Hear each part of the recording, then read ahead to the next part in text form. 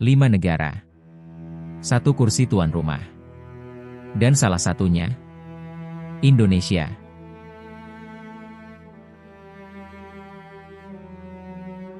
Jadi ceritanya gini. FIFA lagi dalam proses memilih tuan rumah Piala Dunia Futsal 2028, yang rencananya digelar 7-29 Oktober 2028. Edisi sebelumnya di 2024 digelar di Uzbekistan, dan juaranya Brasil, yang mengalahkan Argentina 2-1 di final. Nah, FIFA udah merilis daftar resmi 5 negara yang masuk proses pencalonan. Indonesia, Spanyol, Prancis, Maroko, dan Kuwait. Syaratnya nggak main-main, minimal harus punya 3 arena futsal berstandar internasional, ditambah kesiapan akomodasi, transportasi, sampai dukungan pemerintah. Semua ini yang bakal dinilai FIFA sebelum memutuskan pemenangnya. Kenapa Indonesia bisa masuk radar? Modalnya jelas, sukses jadi tuan rumah Piala Asia Futsal 2026 kemarin.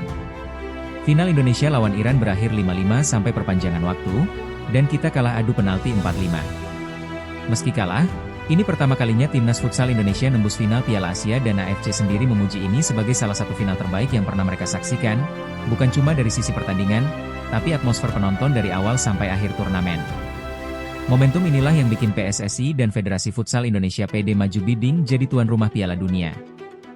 Sebelum masuk ke analisis siapa yang paling berpeluang, kenalan dulu sama kelima kandidat, lengkap dengan kelebihan dan kelemahan masing-masing di mata FIFA.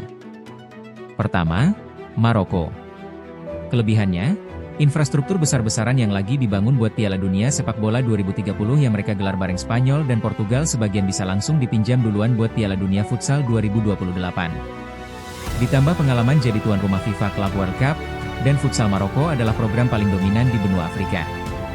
Kelemahannya, fokus dan anggaran mereka kemungkinan besar bakal terbagi. Piala Dunia Sepak Bola 2030 itu proyek raksasa yang jauh lebih besar sorotannya, jadi ada risiko Piala Dunia Futsal 2028 cuma jadi prioritas kedua buat pemerintah Maroko. Kedua, Kuwait. Kelebihannya, dukungan penuh dan langsung dari pemerintah, plus pengalaman jadi tuan rumah Piala Asia Futsal AFC 2022. Kelemahannya ada 2. Pertama, sama kayak Indonesia, Kuwait juga kena faktor rotasi benua Asia karena edisi 2024 kemarin di Uzbekistan.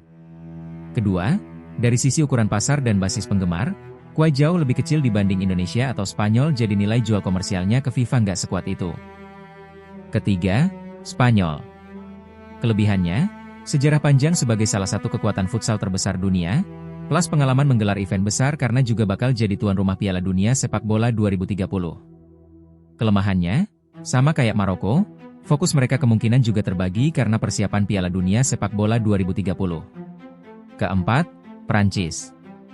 Kelebihannya, infrastruktur futsal terus berkembang, liga domestik makin profesional, dan timnasnya lagi naik daun usai kualifikasi pertama ke Piala Dunia Futsal di 2024. Kelemahannya, Prancis sempat gagal dalam bidding jadi tuan rumah UEFA Futsal Euro 2026.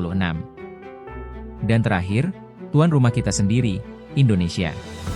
Kelebihannya ada di momentum futsal yang lagi naiknya ranking FIFA Futsal Indonesia melompat dari peringkat 24 ke peringkat 14 dunia dalam 2 tahun terakhir. Juara Piala AFF Futsal 2024, emas SEA Games 2025, runner-up Piala AFF 2026. Ditambah, Indonesia itu big market, populasi besar, basis penggemar yang real dan terbukti, ini nilai jual besar buat FIFA dari sisi komersial dan popularitas. Kelemahannya juga jelas, ada 2.